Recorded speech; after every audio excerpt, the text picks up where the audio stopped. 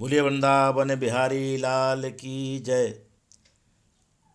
बंधुओं, ठंडे मस्तिष्क से हृदय पर हाथ रखकर जरा सोचिए तो सही, जिसने चंद्रमा, सूरज, ग्रह, नक्षत्र, तारागणों की रचना की, पृथ्वी के साथ साथ 7 द्वीप, 7 समुद्र की रचना की, विशाल ब्रह्मांड का निर्माण कर उसमें देश विदेश, नदी, पर्वतों आदि की रचना की, आपके शरीर का निर्माण कर उसमें 10 इंद्रियां और मन, बुद्धि, प्राण द्वारा आपको जीवन दान दिया, अनेक शास्त्रों का ज्ञान कराकर आपको वक्तृत्व शक्ति प्रदान करी, जन समाज में आपको विलक्षण प्रतिभा दी, जिससे आप उच्च पदों पर आसीन हुए, शासन की बागडोर आपके हाथ में दी, शासन कार्य में आप नियुक्त हुए, शासन करने लगे, संसार में आपकी प्रतिष्ठा बढ़कर आपको चरम सीमा पर पहुंचा दिया, संसार में आपकी कीर्ति सर्वत्र फैला दी, आपको सब नमन करते हैं, सब आपकी आज्ञा सिरोधार करते हैं।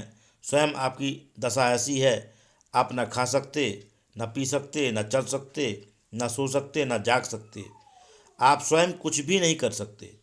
आपको शक्ति प्रदान कौन करता है? मैं आपसे यह प्रश्न करता हूँ, यह सब किसने किया? स्वयं हो गया या किसी ने किया? अगत्या किसी न किसी को मानना पड़ेगा। यदि आप प्रकृति को मानेंगे तो प्रकृति तो जड़ है, वह कुछ कर नहीं सकती। इसका संचालक, अध्यक्ष, अगत्या किसी को मानना होगा। वह है हमारा ईश्वर, वही ब्रह्म है, वही परब्रह्म है, वही धर्म नाम से जाना जाता है। आप उसके अंश हैं, वही अंशी है।